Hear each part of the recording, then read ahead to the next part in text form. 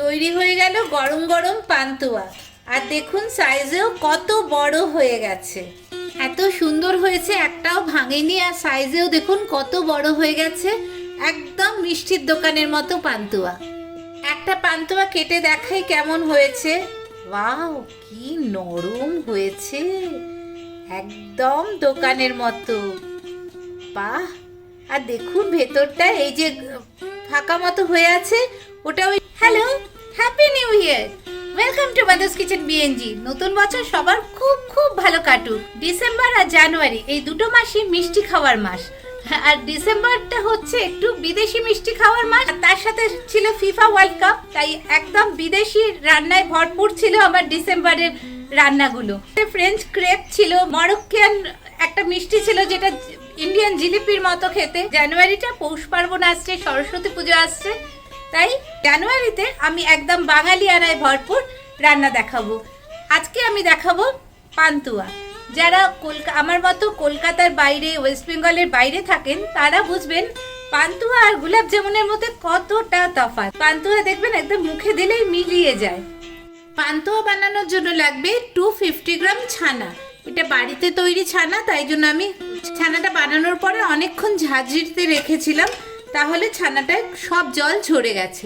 এটা কিন্তু পনির বানাবো না। যতটা ছানা নেবেন তার ঠিক হাফ মেওয়া বা খোয়া লাগবে। আমি 250 গ্রাম ছানা নিয়েছি, 125 গ্রাম মতো মেওয়া বা খোয়া নিয়েছি।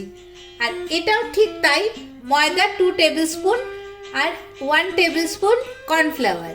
ছানাটাকে খুব ভালো করে মেখে নিতে হবে, 5-6 মিনিট ধরে খুব ভালো করে মাখতে হবে।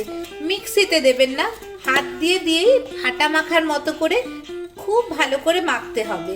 দেখুন, এটা কিন্তু পনির তৈরি করবেন না, ছানাই থাকবে। যদি পনির কি করে বানাতে হয় জানতে চান, তাহলে আমি একটা রেসিপি দেখিয়েছি, তাতে পনির কি করে বানাতে হয় দেখিয়েছি, সেটা আমি ডেসক্রিপশনে রেখে দেব, আপনারা দেখতে পারেন। ছানাটা বেশ ভালো করে মাখা হয়ে গেছে, এই খোয়াটা এর মধ্যে দিয়ে দেব। 2 টেবিল স্পুন ময়দা আর 1 টেবিল স্পুন কর্নফ্লাওয়ার এর মধ্যে দিয়ে দেব। সবটা এবার একসাথে খুব ভালো করে মাখা হবে। পান্তুয়া বানাতে বড় এলাচ লাগে, 2টো বড় এলাচের দানা আমি ছানা আর খোয়ার মধ্যে দিয়ে দিলাম। আবার খুব ভালো করে মাখাটা হবে।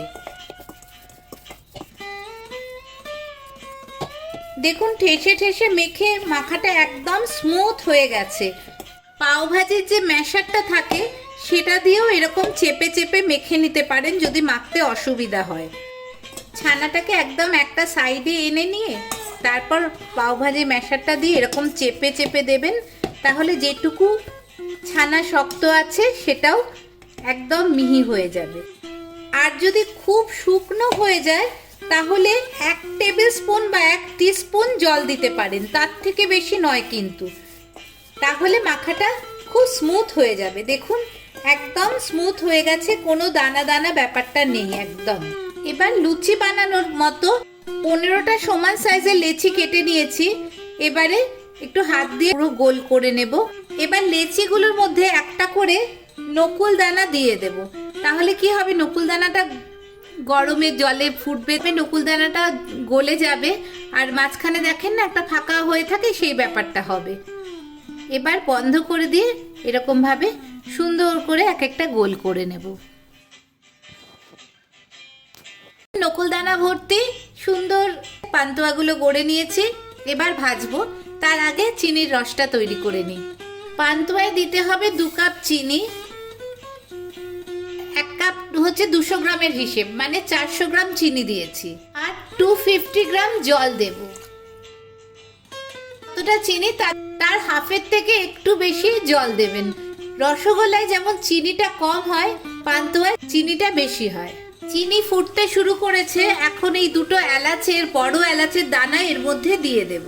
এবার একটু ভালো করে মিশিয়ে দেব। বাড়িতে যদি কেশর থাকে তাহলে একটু কেশর দিয়ে দেবেন, তাহলে একটা খুব সুন্দর রং আসবে, একটা খুব সুন্দর গন্ধও আসবে। এটা কিন্তু অপশনাল, কেশর যে দিতেই হবে সেরকম কিছু ব্যাপার নেই। এদিকে চিনির রস একদম তৈরি হয়ে গেছে। এই যে হাত দিলাম, চটচট করছে হাতটা, আঙুলগুলো আটকে যাচ্ছে, তার মানে হয়ে গেছে।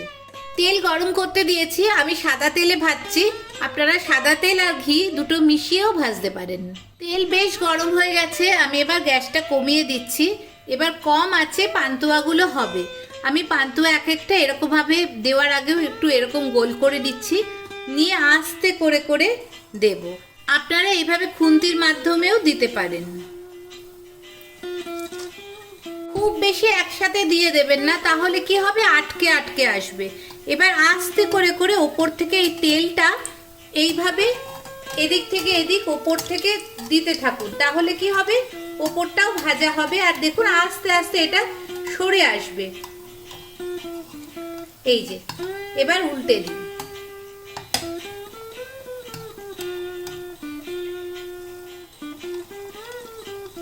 প্রথমেই উল্টোতে যাবেন না, কিছুক্ষণ পরে একটু খুন্তি দিয়ে এরকম করে দেখবেন, যদি আপনা আপনি সরে আসে তখন উল্টে দেবেন। আর যদি দেখেন এই যে সরাচ্ছি যাচ্ছে না, তখন কিন্তু তার মানে নিচটা এখনো ভাজা হয়নি। তখন আরেকটু তেল এরকম ভাবে দিতে থাকবেন, কিছুক্ষণ পরে আস্তে করে এরকম সরিয়ে দেবেন। দেখুন সুন্দর উল্টে যাচ্ছে।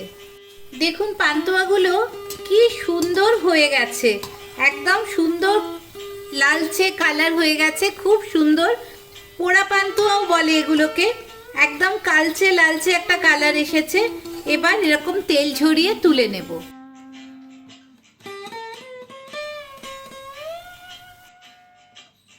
দেখুন কি সুন্দর হয়ে গেছে পান্তুয়াগুলো, সাইজেও দেখুন অনেক বড় হয়ে গেছে। এবার এগুলোকে তেল ঝরিয়ে তুলছি। দু রকম ধরনের পান্তুয়া হয়, একটা কালচে পান্তুয়া, একটা লালচে পান্তুয়া। আপনাদের যদি কালচে পান্তুয়া ভালো লাগে তাহলে একটু বেশিক্ষণ ভাজবেন, কিন্তু কম আঁচে ভাজবেন, বেশি আঁচে নয়, কম আঁচে লো ফ্লেমে একটু বেশি সময় দিয়ে ভাজবেন।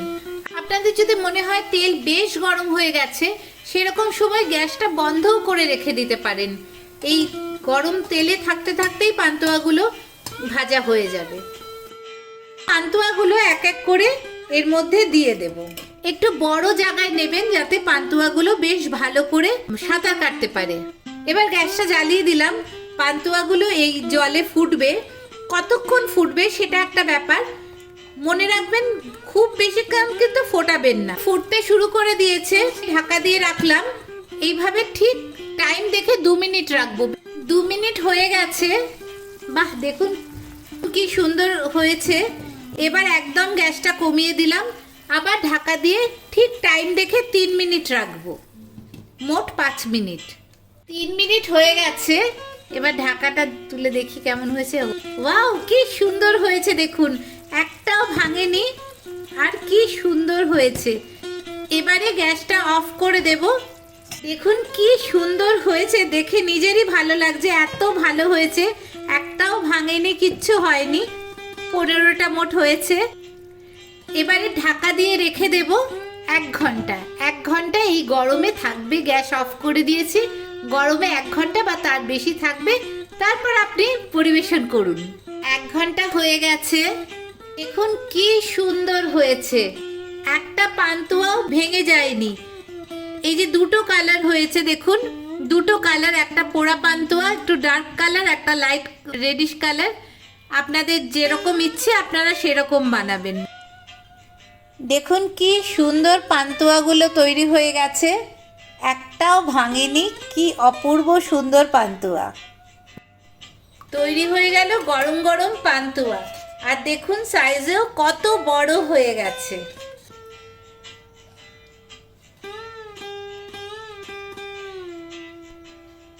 এত সুন্দর হয়েছে, একটাও ভাঙেনি। আর সাইজেও দেখুন কত বড় হয়ে গেছে, একদম মিষ্টির দোকানের মতো পান্তুয়া।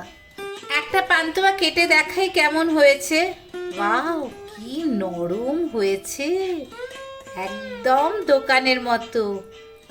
বাহ, আর দেখুন ভেতরটা এই যে ফাঁকা মতো হয়ে আছে, ওটা ওই নকুল দানাটা দিয়েছিলাম বলে, নকুল দানার জন্য এই ভেতরটা এরকম ফাঁকা হয়ে গেছে।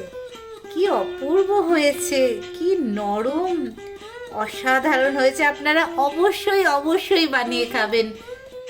এরকমই মিষ্টি মধুর হয়ে উঠুক আপনাদের নতুন বছর।